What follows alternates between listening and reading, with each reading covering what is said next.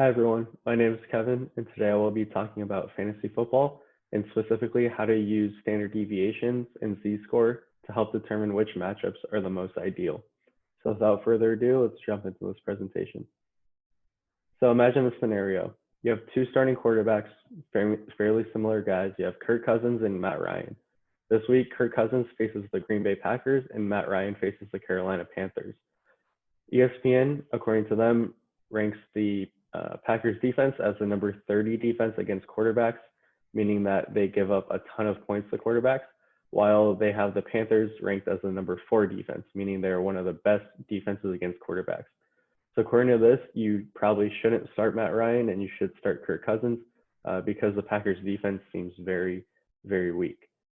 So with further inspection, the Packers appear to have given up 35, 31, 33, and 28 points per game, whereas the Carolina Panthers have given up 15, 11, 9, and 14 points so far through 4 weeks.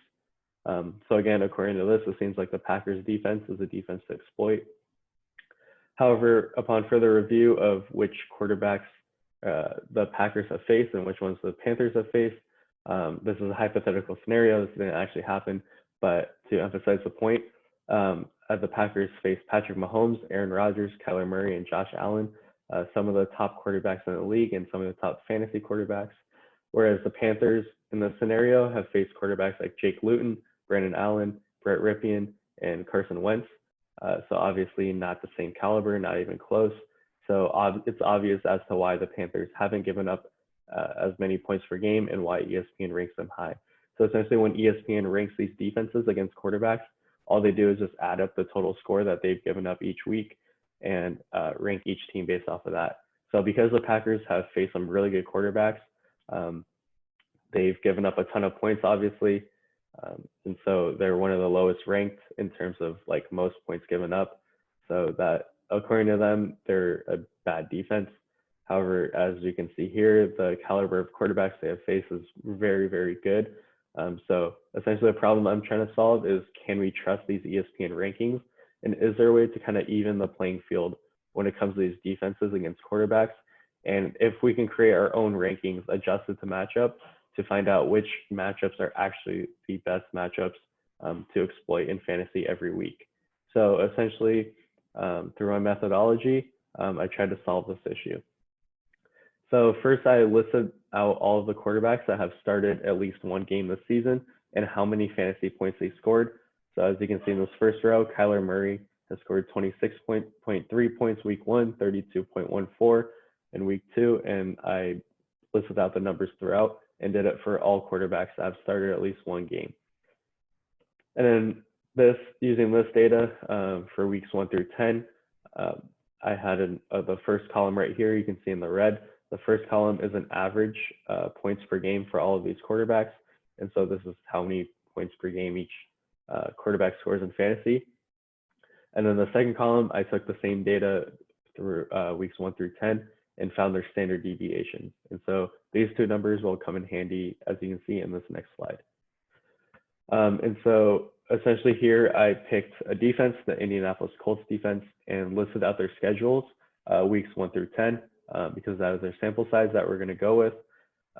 And I essentially wanted to calculate the z-score for each of their matchups. So essentially z-score tells you how much above and below the average a specific player scored. So essentially if the Colts defense has a rating of -1 for their z-score, that means that they give up on average 1 standard deviation below a quarterback's average. And then on the other hand, if it's +1, then they give up 1 standard deviation above that quarterback's average on average. So essentially if a quarterback averages 15 points per game in fantasy, and let's say the Colts have a positive standard deviation of 1 as their average, that means you should probably expect your quarterback to score 1 standard deviation above his average, above his mean. So that means that it's a good defense to start your quarterback against. And so essentially what I did is I went through their schedule, listed out all of their opponents, and then went through each quarterback and listed out their performance. So as you can see here, In week 1, they faced the Jacksonville Jaguars, in which Gardner Minshew started and scored 20.82 fantasy points that week, while he averages 18.77. And from the previous slide, I took that average and the standard deviation that we calculated through Excel and calculated the z-score. And so the z-score we got was 0.486. And so essentially that means that the Colts on average, or not on average, in this specific game gave up about half a standard deviation above Gardner Minshew's mean. So that means that they didn't do a great job against him. However, you move on to week 2 and you see that Kirk Cousins only scored minus 1.48 fantasy points. He actually scored him in the negative. And so obviously he normally averages 15. So according to that, they actually gave up negative 2.2 standard deviations below Kirk Cousins' mean. So obviously that means they did an amazing job against him. And so essentially I did that for each week. And essentially what this does is it kind of evens the playing field and takes a look at each quarterback's average and whether or not the Colts gave up more than their average or less than their average instead of just an aggregate of like total scores. So essentially I repeated this for all 30 teams. And in this bottom right here, you can see the negative 0.36. That is the average z-score for every week. And that is the end z-score for the Colts. And so you can see some of the data here. Again, I did these for all 30 teams, listed all of them out, calculated the z-scores through Excel, and finally came up with a ranking. So essentially, the highest ranked teams were the teams with the lowest z-score. So in this example, I show the Rams as the #1 defense against quarterbacks at negative 0.76, which means that on average, they give up about 3/4 of a standard deviation less than the quarterback's average points per game. So that means that the Rams are a very good defense. So if you have a quarterback that averages 15 points per game, you can expect him to score well less than that. And then my second ranked defense were the Bears, followed by the Vikings. And then my bottom 3 defenses were the Bengals, Cardinals, and Eagles. As a Cardinals fan, this is rather unfortunate. And so specifically talking about the Bengals, they give up about 0.63 standard deviations above the mean, which means that you can expect your quarterback to do very well against the Bengals. And according to my rankings, they're the worst team against quarterbacks for fantasy. So some action items, basically what I did is I took my rankings of all 32 teams and compared it to ESPN's rankings of defenses against quarterbacks and tried to see which teams have the greatest difference, which ones were the most overrated and which ones were the most underrated. And as you can see right here by the results, I ended up ranking all of these teams by their difference. And the final results I found were that the Minnesota Vikings are actually one of the most underrated teams in fantasy. And so according to this, according to ESPN, they're more of a middle tier defense ranked at number 17. However, according to my rankings, I have them at number 3, which is a big jump for them. And so essentially, if you're starting a quarterback against the Vikings, ESPN is telling you that it's an okay start and that they're nothing to worry about. However, according to my rankings, adjusting on which quarterbacks they faced, it seems like they are a top 3 defense against quarterbacks in fantasy. So essentially what you would do is you would use my rankings instead of ESPN's, and it would tell you that maybe you should start thinking about benching your quarterback if they face the Vikings. And then next up, the Buffalo Bills, ESPN ranks them as the 4th worst fantasy or defense against fantasy quarterbacks. However, that is not the case according to my rankings. They actually jump up 10 spots to number 18. So while ESPN is telling you that they are a terrible defense against quarterbacks, in reality, according to my rankings, are more of a middle tier team. So it's not necessarily a cakewalk matchup, but more of kind of an average defense. And after looking at their schedule further, it looks like they face Patrick Mahomes, Kyler Murray, and Russell Wilson.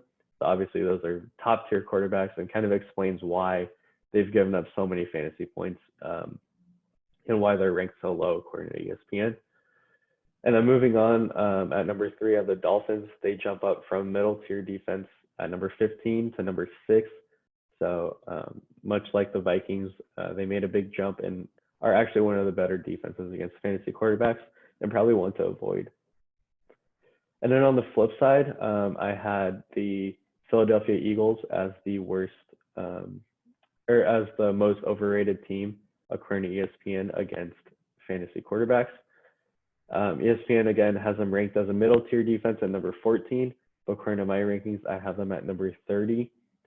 This can kind of be explained by the fact that they face some pretty bad quarterbacks in the NFC East, like Dwayne Haskins, Daniel Jones twice, Ben DiNucci, and they've also faced other quarterbacks like Nick Mullins and Baker Mayfield, who aren't the best quarterbacks, obviously.